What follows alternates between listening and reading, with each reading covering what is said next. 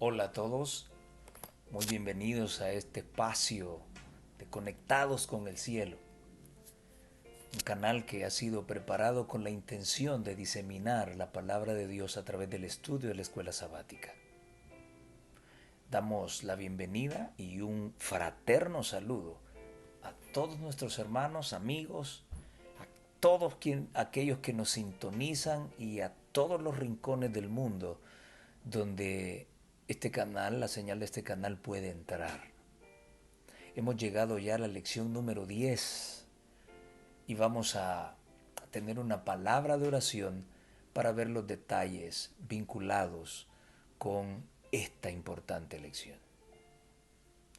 Eterno Dios y Padre que estás en los cielos, venimos a ti, Señor, con el deseo de que nuestro corazón, de que nuestro intelecto puedan llenarse de ti a través del estudio de tu palabra. Bendice, Señor, a cada persona que se ha conectado, que lo que va a discutirse acá, que lo que va a comentarse acá de tu palabra pueda llevar los nutrientes necesarios para fortalecer nuestros espíritus, avivar nuestra fe y aumentar nuestra preparación para lo que nos espera como pueblo de Dios. Tómanos en tus manos, abre nuestro entendimiento, haznos entender la verdad que quieres que entendamos para el beneficio de nuestro espíritu. En tus brazos cariñosos nos ponemos en el nombre de Jesús. Amén y amén. Muy bien, hemos llegado ya a la lección número 10, titulada Jacob, Israel. La cita base para esta semana fue Génesis 32, 28 y reza de la siguiente manera. Y él dijo, no se dirá más tu nombre Jacob, sino Israel, porque has peleado con Dios y con los hombres y has vencido. La semana pasada estudiamos sobre la vida de Jacob, el suplantador, el que añoraba la parte espiritual de la primogenitura, pero cuyo corazón no estaba preparado para recibir la promesa. ¿Cómo obtuvo Jacob esa tan añorada primogenitura? Patriarcas y Profetas, la página 208, nos dice lo siguiente. Jacob había escogido la herencia de la fe. Había tratado de lograrla mediante la astucia, la traición y el engaño.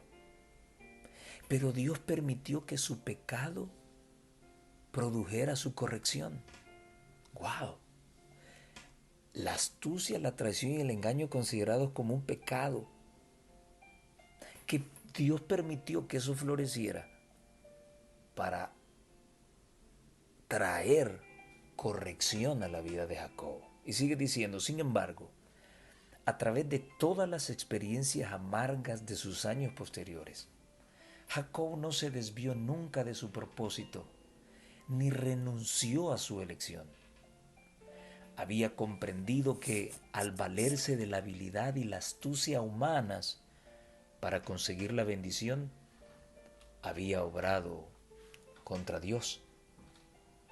Esta semana nos hemos espaciado en estudiar la vida del Jacob reformado, el que luchó con Dios por aferrarse a la promesa y ser bendecido. Un hombre que pasó de ser un astuto mentiroso y traidor a ser el fundamento de la nación de Dios, los depositarios de la religión de la Biblia. Hablamos del pueblo de Israel. ¿Cómo logró Jacob ser una persona distinta, un hombre distinto y prepararse para recibir la promesa hecha a sus ancestros? La misma página 208 de Patriarcas y Profetas nos dice: de aquella lucha nocturna al lado del Jaboc, Jacob salió hecho un hombre distinto. La confianza en sí mismo había desaparecido. Desde entonces en adelante ya no manifestó su astucia anterior. En vez del disimulo y el engaño, los principios de su vida fueron la sencillez y la veracidad. O sea, dejó de ser mentiroso. Había aprendido a confiar con sencillez en el brazo omnipotente y en la prueba y la aflicción se sometió humildemente a la voluntad de Dios. Los elementos más bajos de su carácter habían sido consumidos en la hornaza y el oro verdadero se purificó hasta que la fe de Abraham e Isaac apareció en Jacob con toda su nitidez. Parece ser que estamos hablando acá de un proceso de purificación. Jacob imprimió en su vida el carácter de Cristo. Ahora, escucha lo que voy a preguntarte. ¿Es posible para nosotros hoy en día imprimir el carácter de Cristo en nuestra propia vida? ¿Es posible? El carácter de Cristo impreso en la vida puede brindar protección contra la tentación y mantenernos libres de pecado. Primera de Juan 3, 6, 9 coloca un principio maravilloso. Cualquiera que permanece en él no peca. Cualquiera que peca no le ha visto ni le ha conocido. Todo aquel que es nacido de Dios no practica el pecado, porque la simiente de Dios permanece en él y no puede pecar, porque es nacido de Dios. Hay tanta polémica hoy en día con respecto a la generación sin pecado antes de que Cristo venga. He colocado el principio bíblico. Siempre he pensado que todos aquellos que están en contra de esa generación impecable antes de que Cristo venga, y no lo digo porque yo no tenga pecado, estoy luchando por eso, esa es mi lucha. Pero todos los que niegan esta cuestión, siempre he considerado que están en pecado y que no están dispuestos a abandonarlo, a dejarlo, a odiarlo.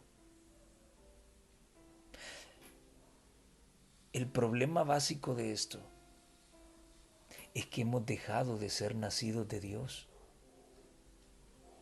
El problema principal es que Cristo no permanece en nosotros. Y por eso en el mensaje de la Odisea se nos presenta a un Cristo tocando la puerta del corazón, porque nuestros pecados lo tienen fuera. Esto es una realidad. Si no quiero aceptarla es porque me he conformado a mi pecado y no estoy dispuesto a dejarlo. Simple y sencillamente. Y no importa el rango de quien sea dentro de la iglesia. Quien se opone a esta enseñanza, que es bíblica, no está dispuesto a abandonar su pecado. Y está demostrando de que Cristo tiene poder para salvar, pero no tiene poder para mantenernos sin caída. Los lugares celestiales, página 18.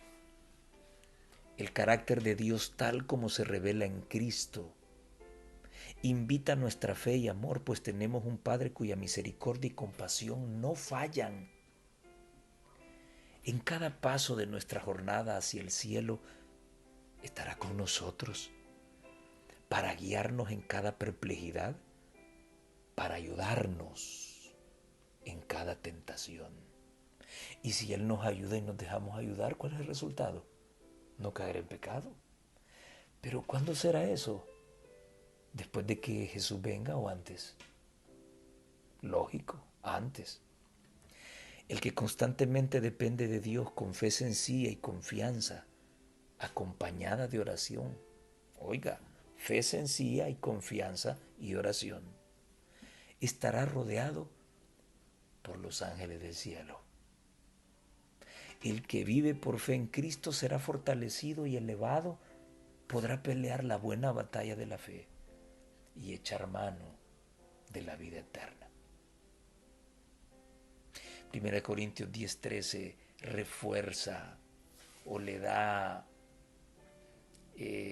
sostén a estas palabras. No os ha tomado tentación sino humana, mas fiel es Dios que no os dejará ser tentados más de lo que podéis llevar.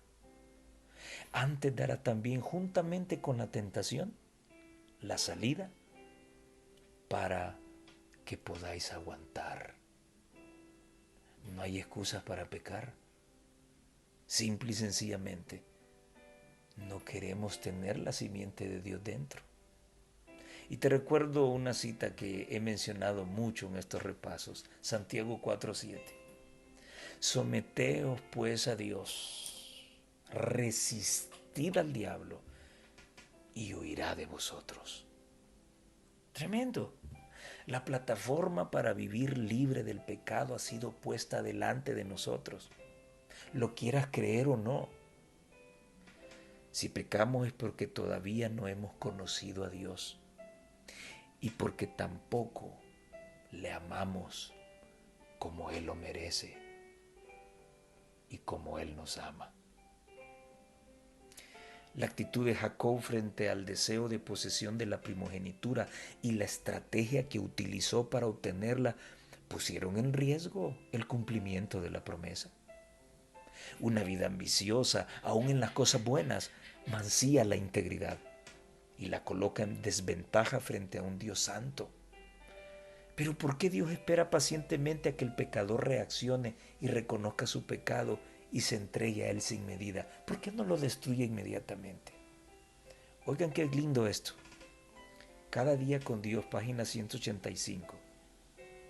Es una maravilla para mí que Dios soporte por tanto tiempo la perversidad de los hijos de los hombres, que tolere su desobediencia y los deje vivir mientras abusan de su misericordia y levantan falso testimonio contra Él mediante declaraciones por demás impías.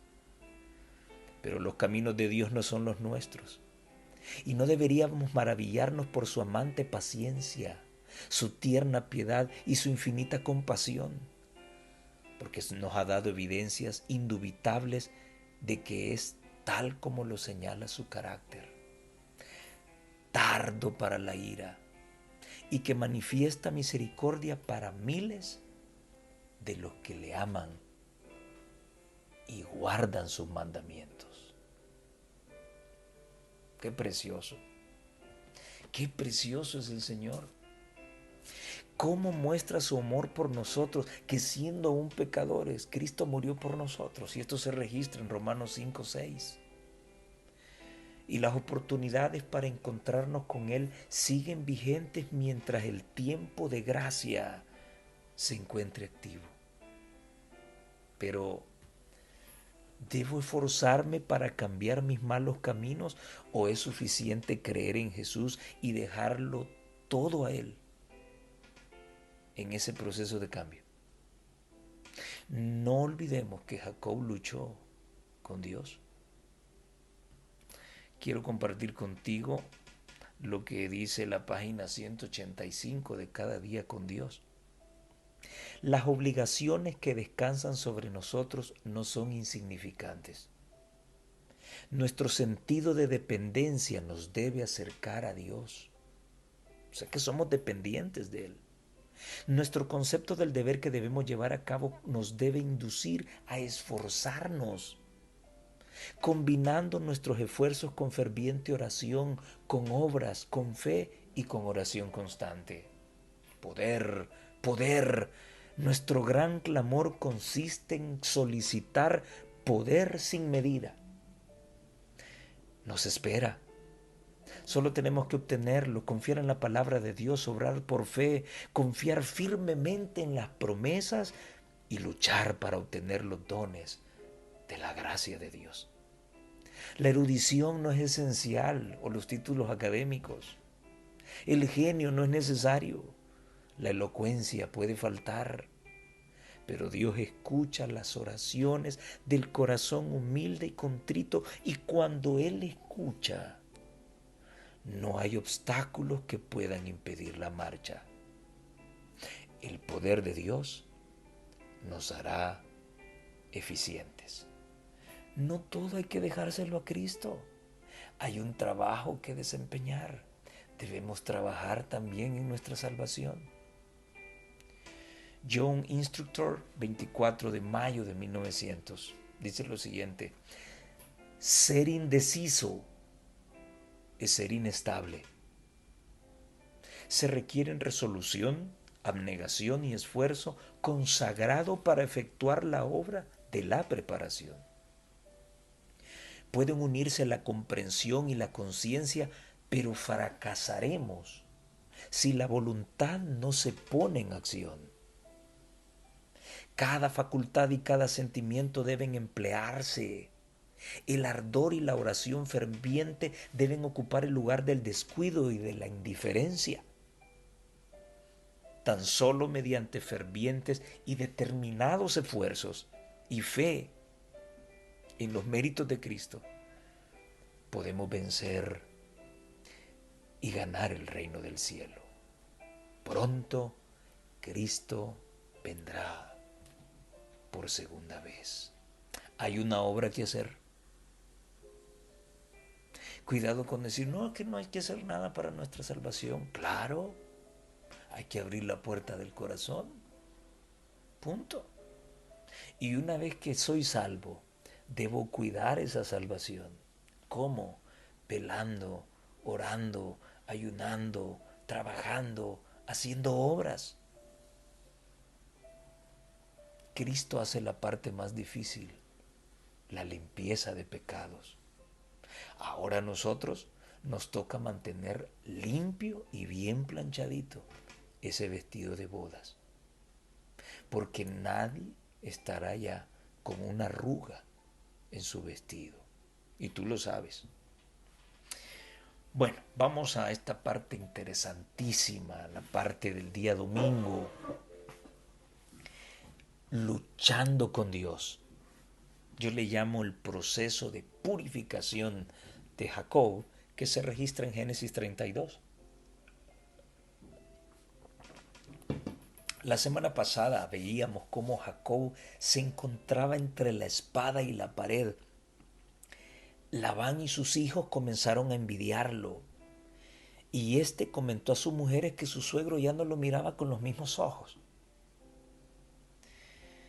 Salir de Mesopotamia era un acto suicida, ya que su hermano Esaú se aproximaba con 400 hombres. ¿Qué hacer? ¿Qué hubieses hecho tú? Lo único que le quedaba a Jacob era confiar en Dios y depositarse plenamente en Él. Jacob lo demostró al orar: realmente yo no soy digno de la bondad y fidelidad de la que me has privilegiado. Génesis 32:10. Parece ser que Jacob estaba dependiendo de Dios y ya no de sí mismo. Parece ser que Jacob estaba ya confiando en lo que Dios había decidido para él y no estaba intentando ayudarle a Dios. Escucha lo que dice el conflicto de los siglos, la página 602. La noche de la aflicción de Jacob, cuando luchó en oración para ser librado de manos de Esaú, representa la prueba por la que pasará el pueblo de Dios en el tiempo de angustia. Ya vamos a hablar de eso. Debido al engaño practicado para asegurarse la bendición que su padre intentaba dar a Esaú, Jacob había huido para salvar su vida, atemorizado por las amenazas de muerte que profería su hermano. Después de haber permanecido muchos años en el destierro, se puso en camino por mandato de Dios para regresar a su país con sus mujeres, sus hijos, sus rebaños y sus ganados. Al acercarse a los términos del país se llenó de terror al tener noticia de que Esaú se acercaba al frente de una compañía de guerreros, sin duda para vengarse de él. Los que acompañaban a Jacob sin armas e indefensos parecían destinados a caer irremisiblemente víctimas de la violencia y la matanza. A esta angustia y a este temor que lo tenían abatido se agregaba el peso abrumador de los reproches que se hacía a sí mismo, pues era su propio pecado el que le había puesto a él y a los suyos en semejante trance. Su única esperanza se cifraba en la misericordia de Dios. Su único amparo debía ser la oración. ¡Wow! El tiempo de angustia de Jacob, la prueba por la que pasará el pueblo de Dios. Los evangélicos creen que cuando las cosas se pongan mal en este mundo, Dios no permitirá que su pueblo, que su iglesia sufra, razón por la cual raptará a su iglesia. Pero ¿qué enseña la palabra de Dios con respecto a esto? Juan 15:20 dice lo siguiente: acordaos, y está hablando Cristo, acordaos de la palabra que yo os he dicho. No es el siervo mayor que su Señor. Si a mí me han perseguido, también a vosotros os perseguirán. Si han guardado mi palabra, también guardarán la vuestra. Y 1 Timoteo 3:12 dice: y también todos los que quieren vivir piamente en Cristo Jesús padecerán persecución. Esto no solo se cumplió en tiempos del Imperio Romano. Esto no solamente se cumplió en la Edad Media y ya no volverá más. Esperamos una nueva persecución. Y entonces habremos de pasar nuevamente por ese tiempo de angustia de Jacob. Patriarcas y Profetas, páginas 177 y 178. La experiencia de Jacob durante aquella noche de lucha y angustia representa la prueba que habrá de soportar el pueblo de Dios inmediatamente antes de la segunda venida de Cristo. Esta será la experiencia del pueblo de Dios en su lucha final con los poderes del mal.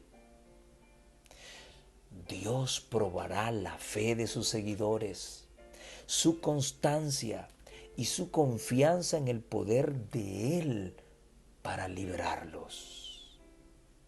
Satanás se esforzará por aterrarlos con el pensamiento de que su situación no tiene esperanza, que sus pecados han sido demasiado grandes para alcanzar el perdón. Tremendo esto. Tendrán un profundo sentimiento de sus faltas y al examinar su vida verán desvanecerse sus esperanzas. Nadie imagina la intensidad con la que esto ha de ocurrir, Y sigue diciendo: pero recordando la grandeza de la misericordia de Dios y su propio arrepentimiento sincero, pedirán el cumplimiento de las promesas hechas por Cristo a los pecadores desamparados y arrepentidos. Su fe no faltará porque sus oraciones no sean contestadas enseguida. Se aferrará al poder de Dios, como Jacob se aferró del ángel, y el lenguaje de su alma será: no te dejaré si no me bendices. ¡Wow! Cuando pasamos dificultades, oigan bien lo que les he puesto acá, cuando pasamos dificultades y situaciones agobiantes en nuestro diario vivir, la agonía, la angustia pone a prueba nuestra fe. Ya habíamos hablado de esto. La fe solamente crece en la tribulación. Nos desgarramos, nos quebrantamos, quedamos desnudos ante Dios. No podemos esconder nada. Todo queda al descubierto. Esa misma agonía que pasó el patriarca se conoce como el tiempo de angustia de Jacob, espacio de tiempo en que en el futuro debemos afrontar como pueblo de Dios, para que se compruebe ante los habitantes de otros mundos quiénes son los verdaderos hijos de Dios. Nada se dijo en la lección sobre el tiempo de angustia de Jacob. No puedo hablar de Jacob sin hablar de esto. Es lo que esperamos. Frente a esa angustia, ¿cuál es la respuesta de Dios? ¿Condenar? ¿Destruir? ¿Perdonar? Comparto contigo lo que dice el conflicto de los siglos, la página 602 y 603. En las tinieblas y en la soledad, sigue orando y humillándose ante Dios. De pronto una mano se apoya en su hombro. Se le figura que un enemigo va a matarle y con toda la energía de la desesperación lucha con él. Cuando el día empieza a rayar, el desconocido hace uso de su poder sobrenatural. Al sentir su toque, el hombre fuerte parece quedar paralizado y cae, impotente, tembloroso y suplicante, sobre el cuello de su misterioso antagonista. Jacob sabe entonces que es con el ángel de la alianza con quien ha luchado. Aunque incapacitado y presa de los más agudos dolores, no ceja en su propósito. Durante mucho tiempo ha sufrido perplejidades, remordimientos y angustia a causa de su pecado. Ahora debe obtener la seguridad de que ha sido perdonado. El patriarca exclama: no te soltaré hasta que me hayas bendecido. Qué confianza, qué firmeza y qué perseverancia la de Jacob. Lo que lo inspiraba era más bien la seguridad del que confiesa su flaqueza e indignidad.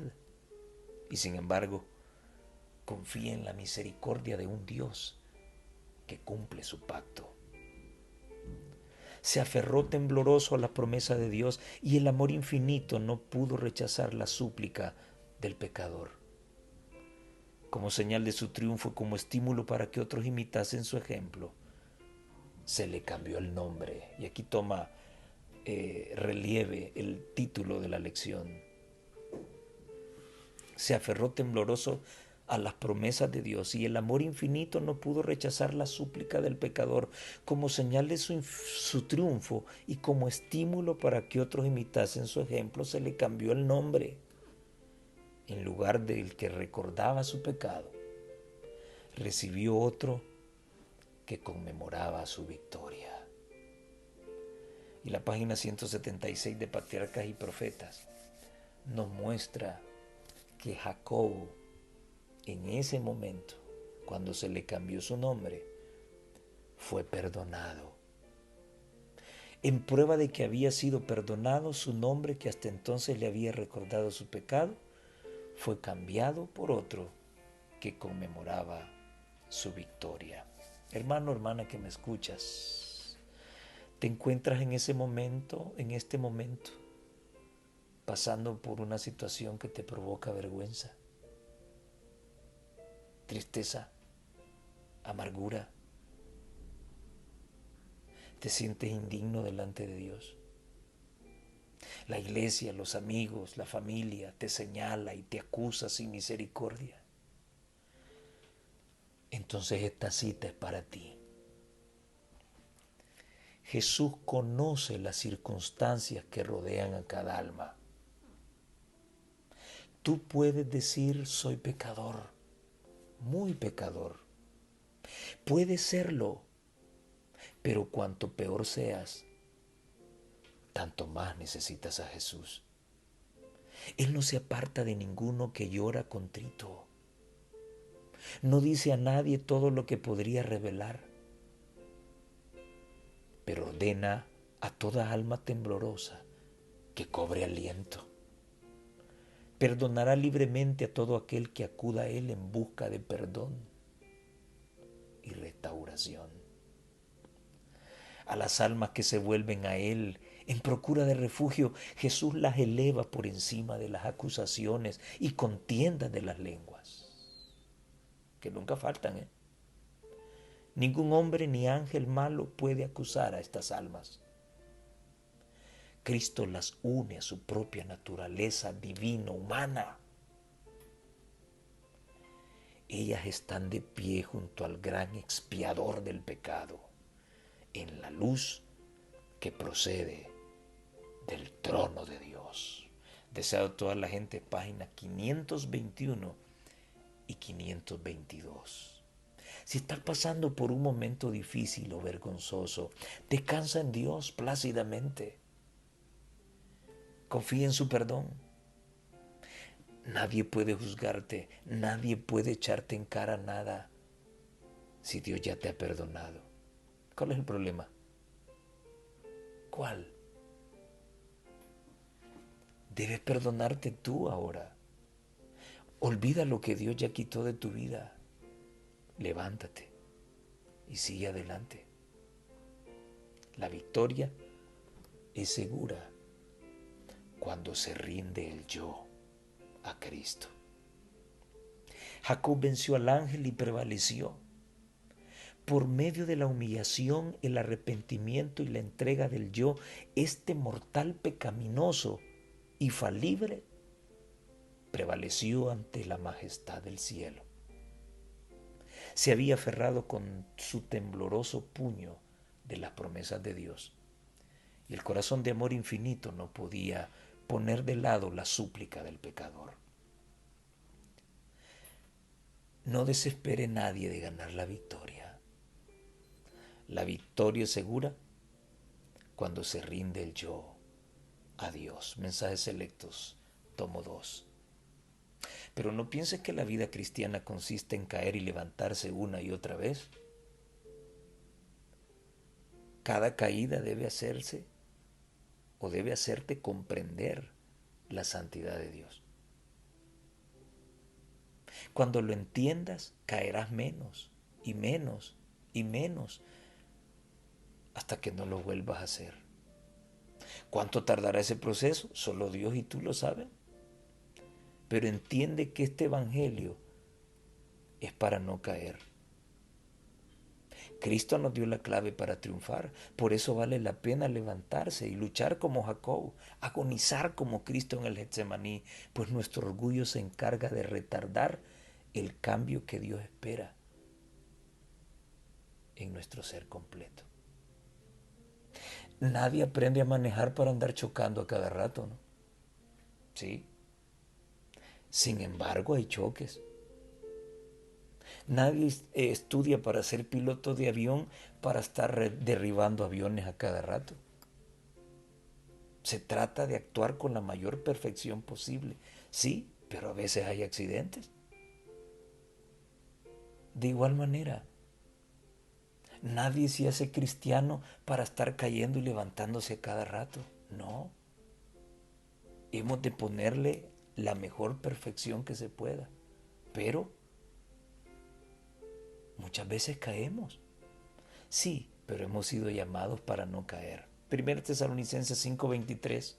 Y el Dios de paz os santifique por completo, en todo, para que vuestro espíritu, alma y cuerpo sea guardado como entero, sin reprensión, para la venida de nuestro Señor Jesucristo. ¿Qué es sin reprensión? Sin pecado, sin errores. Tremenda cita, nota la primera de Tesalonicenses 5:23. Jesús tiene el poder para mantenernos sin caída hasta su venida, mantener íntegro todo nuestro espíritu, alma y ser. Judas 24. Aquel pues que es poderoso para guardaros sin caída y presentaros delante de su gloria, irreprensibles, sin pecado. ¿Quién era aquel varón misterioso que aparece en plena soledad del patriarca? Fue y comenzó a enviar grupos. Al final envió a su familia y quedó él solo. Una tierra donde habían vándalos. Y apareció este personaje. ¿Quién era aquel varón? En primer lugar, aquel varón le dice a Jacob que había luchado con Dios. Y realmente estaba luchando con él. El varón misterioso que se apareció de repente. Recordémoslo, Génesis 32:28. No se dirá más tu nombre Jacob sino Israel. ¿Por qué? Porque has peleado con Dios y con los hombres y has vencido. Entonces, aquel mismo varón está diciendo que ha luchado con Dios. Pues sí, pero está peleando con él. En segundo lugar, Jacob reconoce que vio a Dios cara a cara. Génesis 32:30. Y llamó Jacob el nombre de aquel lugar como Peniel. Y me recuerda el nombre de la PC de mis hermanos de Naulingo, una de las PC de mis hermanos de Naulingo. Peniel, ¿qué significa? Porque vi a Dios cara a cara y no morí, fue librada mi alma. Muy bien, dos razones fuertes que demuestran que aquel varón era Dios. En tercer lugar, es Dios mismo, quien le llama Dios a ese varón.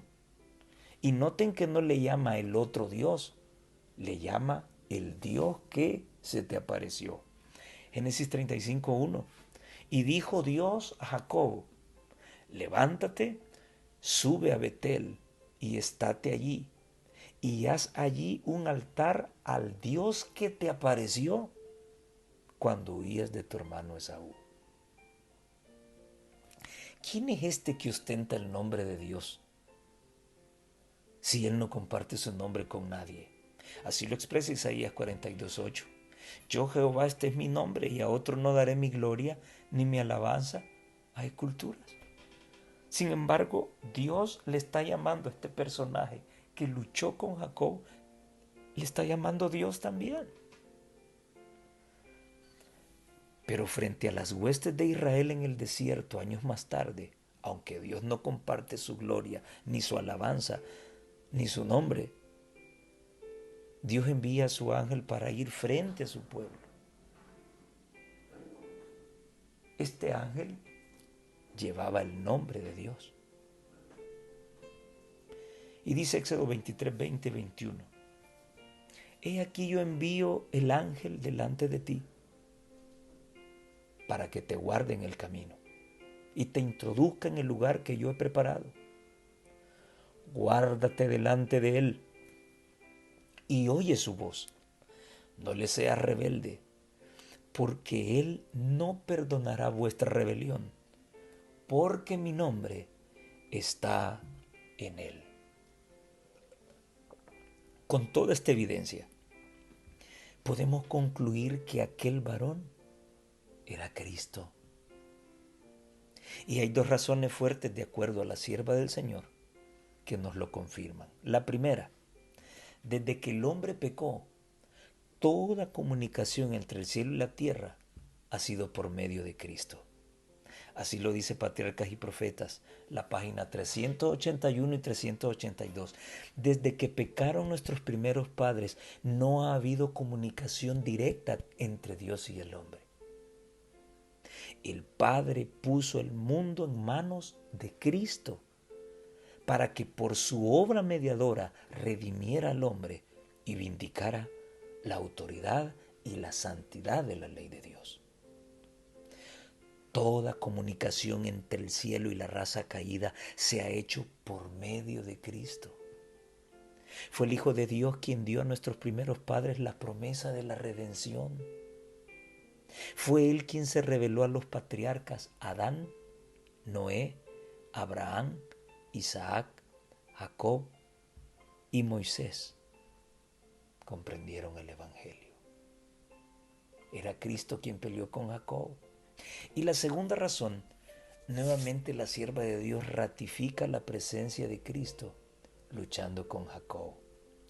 Patriarcas y Profetas, página 196. La lucha duró hasta poco antes del amanecer, cuando el desconocido tocó el muslo de Jacob dejándolo incapacitado en el acto. Entonces reconoció el patriarca el carácter de su adversario. Comprendió que había luchado con un mensajero celestial y que por eso sus esfuerzos casi sobrehumanos no habían obtenido la victoria. Y ella dice, era Cristo, el ángel del pacto, con A mayúscula, el que se había revelado a Jacob. Mateo 11:12 nos dice, desde los días de Juan el Bautista hasta hoy, el reino de los cielos sufre violencia y los violentos lo arrebatan. ¿Qué significa esto? Review and Herald, 14 de febrero de 1899, nos explica qué significa esa violencia. ¿Son los bravos? ¿Hay que agarrarse a trompones para poder obtener el reino de los cielos? ¿Qué significa que solo los violentos lo arrebatan? Con la gran verdad que hemos tenido el privilegio de recibir, debiéramos convertirnos en canales vivientes de luz. Y podríamos hacer esto con el poder del Espíritu Santo. Entonces podríamos allegarnos al propiciatorio y al ver el arco de la promesa podríamos arrodillarnos con corazón contrito para así buscar el reino de los cielos con una violencia, y entre paréntesis aparece lucha espiritual, que de suyo daría su recompensa. Es una lucha espiritual. Y esa fue la lucha que sostuvo Jacob con el ángel. Esa violencia no representa fuerza, golpes, odio, disensiones. La violencia engendra violencia. El término alude a la lucha espiritual que debemos sostener con las fuerzas oscuras y con nosotros mismos para quebrantar nuestro yo ante Cristo y ser candidatos idóneos para el reino de Dios. Debemos luchar contra huestes espirituales en las tinieblas. Debemos luchar contra nosotros mismos, pero también debemos luchar con Dios y suplicar, no declarar ni obligarle, no, suplicar que nos bendiga. Qué tremendo. Vale la pena meditar en ello. Luego llegamos al encuentro de los hermanos. 20 años habían pasado. Los hermanos han estado separados todo ese tiempo. Por un lado, Jacob temiendo por la venganza de su hermano para darle muerte. Por el lado de Esaú, el momento oportuno de tomar la vida de su hermano por todo el daño soportado.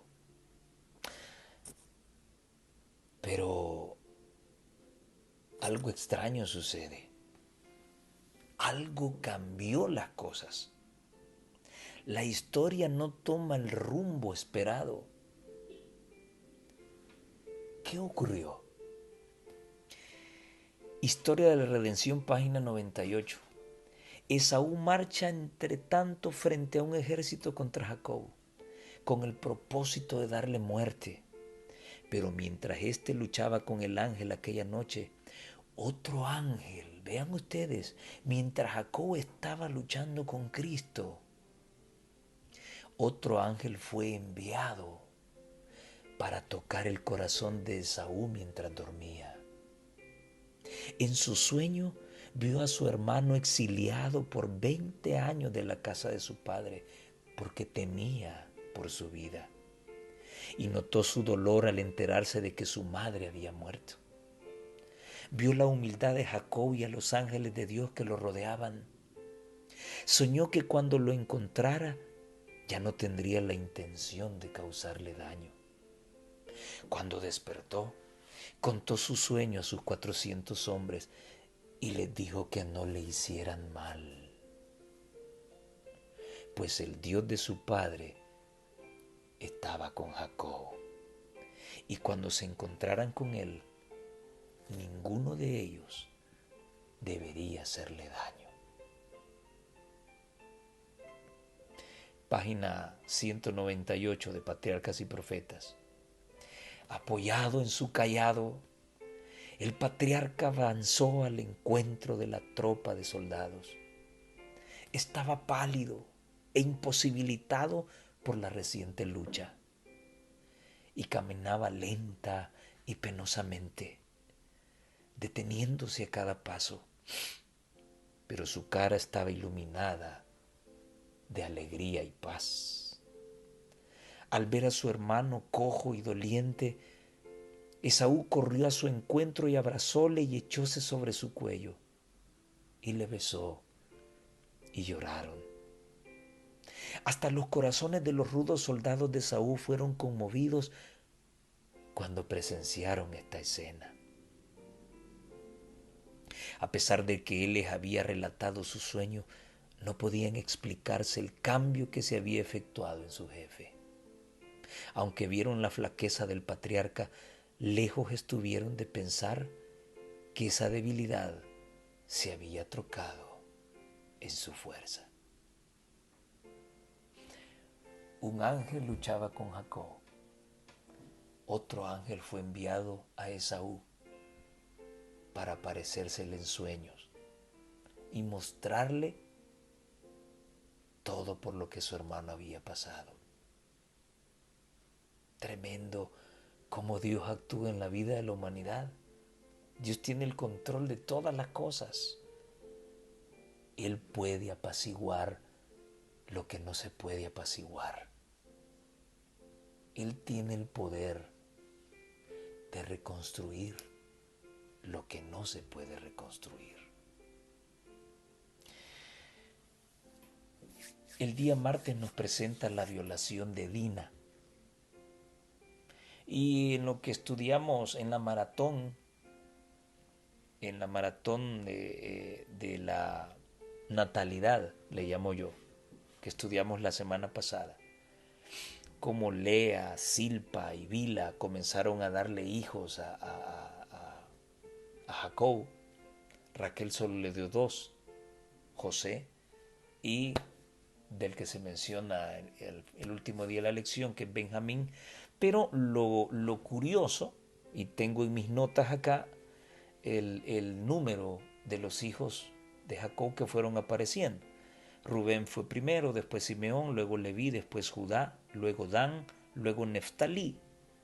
Y como solamente son tomados los hombres, el séptimo fue Gad, que fue procreado por Silpa.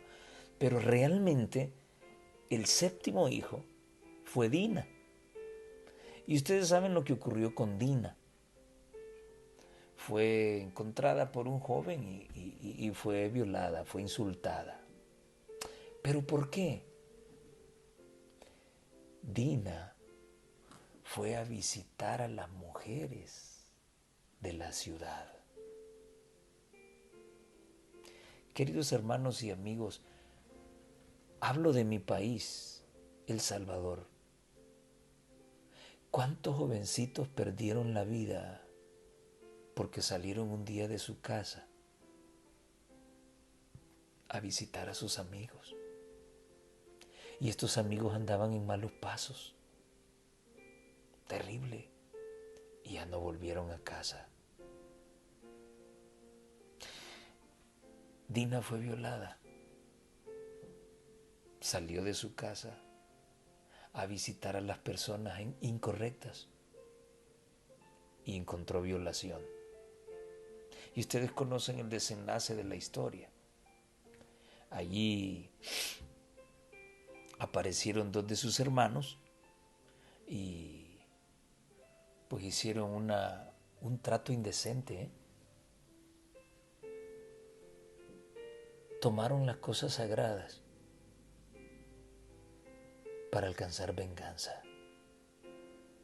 Y aquí entra el tema de la circuncisión. Y ellos pues felices porque pues iban a emparentar y toda la cuestión, se circuncidaron, pero el tercer día que los dolores estaban grandes, vinieron y mataron a todos los varones. Pero esa es historia. Vengamos al presente. ¿Cuántas veces hemos utilizado las cosas sagradas para engañar y para hacer daño? La historia se repite. ¿Cuántos en nombre del Evangelio son promiscuos sexualmente? Son mentirosos, son ladrones, son pervertidos y dicen ser cristianos. Simeón y Leví tomaron la decisión horrible de tomar la circuncisión, hacer que esta gente se circuncidara. Esto fue planeado. Esto no vino así por así, esto fue planeado. Tomaron como excusa las cosas sagradas porque sabían que al tercer día de la circuncisión iban a estar en el máximo de los dolores. Y aprovecharon ese momento de debilidad para vengar a su hermana. Ni la actitud del joven que la tomó fue correcta, ni tampoco la actitud de los hermanos de Dina. Tremendo.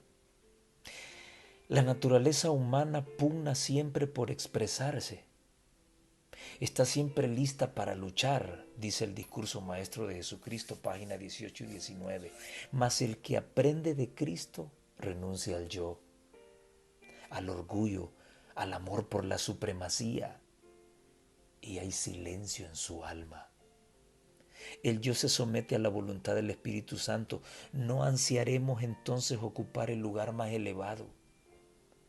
No pretenderemos destacarnos ni abrirnos paso por la fuerza, sino que sentiremos que nuestro más alto lugar está a los pies de nuestro Salvador. Miraremos a Jesús, aguardaremos que su mano nos guíe y escucharemos su voz que nos dirige. Un llamado para los jóvenes: sepan elegir sus amigos. Manténganse siempre con la compañía de sus padres. No vaya a ser que un día no regresen a casa o puedan estar vulnerables a cualquier daño. Una violación, un accidente, puedan perder una parte de su cuerpo. Ténganlo en cuenta. Y mucho cuidado con la venganza, utilizando las cosas sagradas. La idolatría predominante, dice el día miércoles, luego del incidente con Dina y el reproche de Jacob hacia Simeón y Leví. ¿Recuerdan? Con lo que ocurrió, con esa matanza, Jacob les dijo: hoy toda la gente se las va a querer desquitar conmigo. Era respetable, pero con su actitud, ¿quién no va a querer hacerme daño? Han puesto afrenta delante de mí. Tremendo, una gran realidad.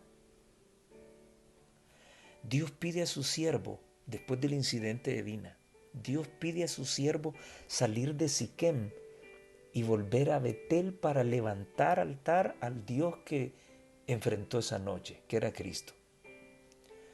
Levantar altar nos indica un acto de adoración. Pero antes de eso, viene un proceso importante: la purificación, la reconciliación y la consagración. ¿Qué arreglos recomendó Jacob a su familia antes de adorar a Dios? Y mis queridos hermanos, esta parte para mí es muy especial, muy importante, porque estamos hablando de gente que tenía conocimiento de Dios. Gente que vio grandes proezas en la vida de Jacob realizadas por Dios.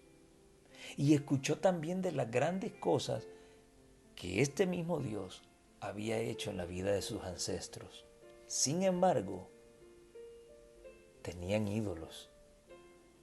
Y dijo Dios a Jacob: levántate, súbete a Betel y estate allí, y haz allí un altar al Dios que te apareció cuando huías de tu hermano Esaú. Entonces Jacob dijo a su familia: ok, vete a Betel y hazle un altar al Dios con el que luchaste, o sea, a Cristo. ¿Qué iba a hacer Jacob? Adorar. Muy bien. Pero Jacob dijo a su familia y a todos los que con él estaban: quitad los dioses ajenos que hay entre vosotros, y limpiaos, y mudad vuestros vestidos. Y levantémonos y subamos a Betel, y haré allí altar al Dios que me apareció en el día de mi angustia, y ha sido conmigo en el camino que he andado. Así dieron a Jacob todos los dioses ajenos que había en poder de ellos, y los zarcillos que estaban en sus orejas. Ustedes notan cómo estoy leyendo la Reina Valera de Génesis 35. Ustedes notan cómo la Reina Valera antigua incluye a los zarcillos también como ídolos. Quitad los dioses ajenos que hay entre vosotros, y limpiaos y mudad vuestros vestidos. ¿Y qué entregaron ellos? Entregaron sus dioses y los zarcillos que estaban en sus orejas. Y Jacob los escondió debajo de una encina que estaba en Siquem, y la sierva del Dios dice que nunca más los encontraron.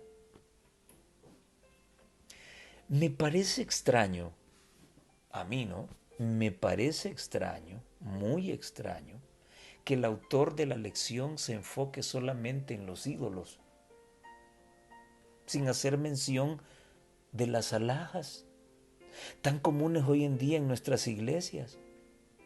Muchos ponen de ejemplo el cortejo de Isaac hacia Rebeca, dándole brazaletes y anillos para la nariz y justificando el uso bíblico de joyas. Pero nada se habla sobre lo que ocurrió en Génesis 35. Antes de adorar, la familia entregó no solo los ídolos, sino también las alhajas, las joyas que usaban. De todo eso se limpiaron. Y me imagino que llevan en cuenta las pinturas para los ojos y los polvos para la cara. Y aquí quiero ser sincero en una cosa, ¿no? En algunos países del mundo hay muchos adventistas que usan anillo de matrimonio. Y muchas veces para mí es risible escuchar los argumentos en defensa de esto. Es que en el país donde estoy es obligatorio. Y yo me pongo a pensar, en ningún país del mundo los testigos de Jehová te cantan el himno nacional. Y nadie les dice nada.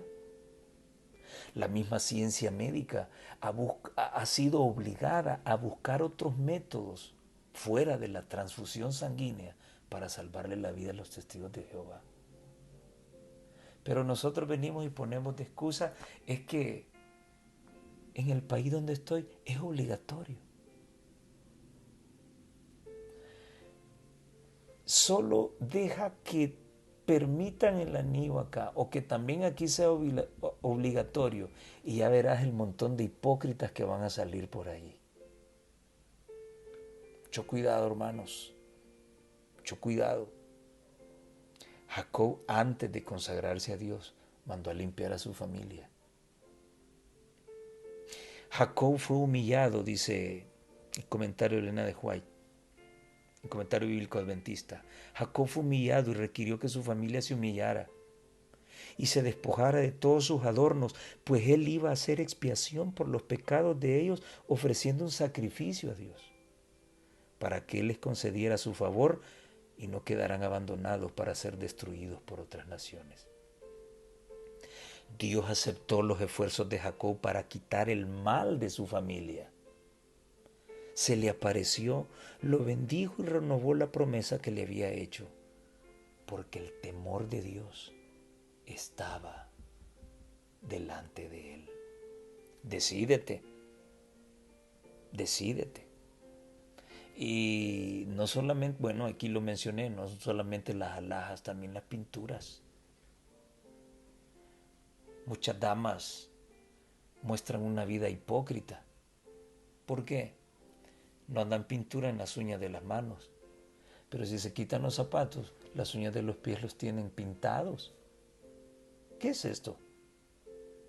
¿A qué juegas? ¿Con quién crees que estás? ¿Mm? ¿Te escondes del hombre? ¿No te importa lo que Dios opine de ti? Al final, el dueño de la piñata es Dios, no es el hombre. El dueño de la fiesta, el dueño de las bodas es Dios, no es el hombre. Es Él el que hace la lista de invitados, no son los hombres. No te engañes, la invitación te la pueden estar haciendo para otra fiesta y no para la correcta. Mucho cuidado. Y finalmente llegamos a la muerte de Raquel. Con respecto a este apartado de la muerte de Raquel, me llaman la atención dos detalles vinculados con el parto de Raquel. Veámoslos. Y me interesa porque, bueno, ya me imagino que Luis Toro va a aparecer tomando esto para demostrar que los muertos sí pueden hablar después de la muerte. Analicemos estos dos aspectos que me llaman la atención. Y partieron de Betel, dice Génesis 35:16, y partieron de Betel y había aún como media legua de tierra para llegar a Efrata, cuando parió Raquel y hubo trabajo en su parto. Y aconteció que como había trabajo en su parir, díjole la partera, no temas, que también tendrás este hijo. Y acaeció, oigan esto, que al salírsele el alma, estoy leyendo la Reina Valera antigua, y la Reina Valera 60 dice lo mismo, al salírsele el alma, pues murió, llamó su nombre Benoni, mas su padre lo llamó Benjamín. Muy bien, ¿cuáles son las dos cosas? La primera, se le salió el alma y murió. Y la segunda, una vez que se le salió el alma y murió, le puso el nombre a su hijo. ¿Es esto compatible con lo que la Biblia enseña sobre el estado de los muertos?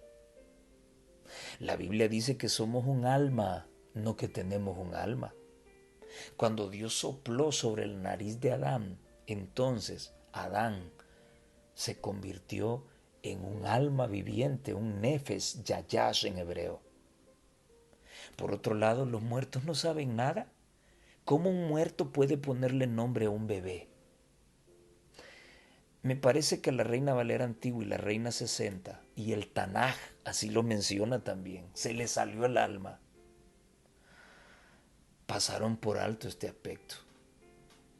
Me inclino más cómo lo expresa la Torá. Se los voy a leer.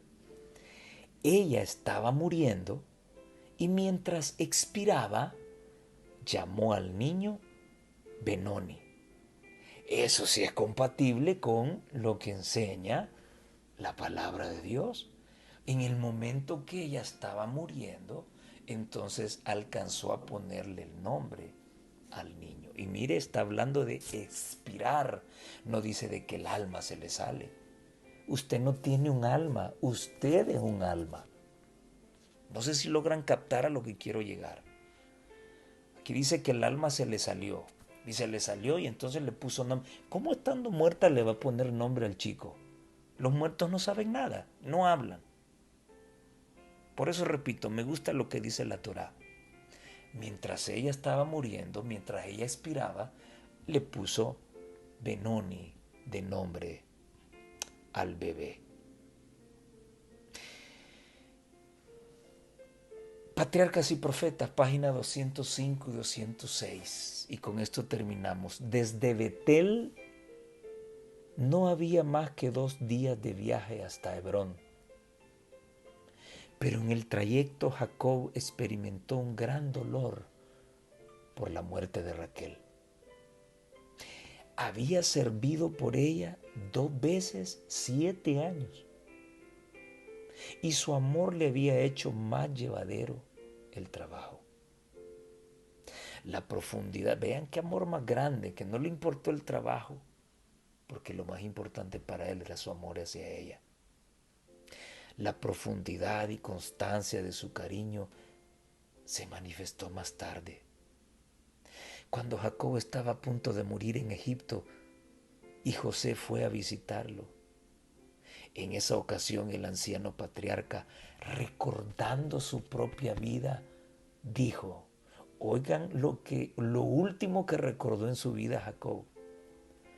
Cuando yo venía de Padán Aram, se me murió Raquel en la tierra de Canaán, en el camino, como media legua de tierra viniendo a Efrata. Y sepultéla allí en el camino de Efrata, que es Betlem. De toda la historia de su familia, durante su larga y penosa vida, solo recordó la pérdida de Raquel. Sí que este man amaba a esa tipa. ¿Cuántas cosas podría recordar un hombre en el hecho de su muerte? Pero Jacob, lo último que recordó fue la muerte de su amada esposa. Qué lindo, qué lindo. Y así termina esta historia de amor. Cuánta enseñanza hay en esta impresionante historia, ¿verdad? Los hombres intentando ayudar a Dios, haciendo su propia voluntad, mientras Dios va mostrando su misericordia, su paciencia, la ejecución de su poder, como el cumplimiento de la promesa se ve que está por perderse, pero luego aparece Dios con un plan y su voluntad se cumple. Bajo todas estas condiciones de engaño, soborno, sexo ilícito, rencillas, odio, envidia, idolatría, apareció la simiente prometida, Cristo Jesús, para darnos vida y la esperanza de un mundo mejor en su segunda venida. La pregunta es, amado hermano, ¿le creerás tú al Señor? ¿Confiarás en la forma en que Él conduce tu vida? ¿En los lineamientos que Él da para tu vida? ¿O continuarás haciendo las cosas a tu manera? El Señor te ayude a tomar la mejor decisión. Él está muy próximo a aparecer. Y todos los que hagan su voluntad permanecerán para siempre. Porque tendrán el privilegio de entrar por las puertas de la ciudad, tomar el fruto del árbol de la vida y ver a Dios cara a cara por los siglos de los siglos. El Señor te guarde y te bendiga. Nos vemos en la próxima.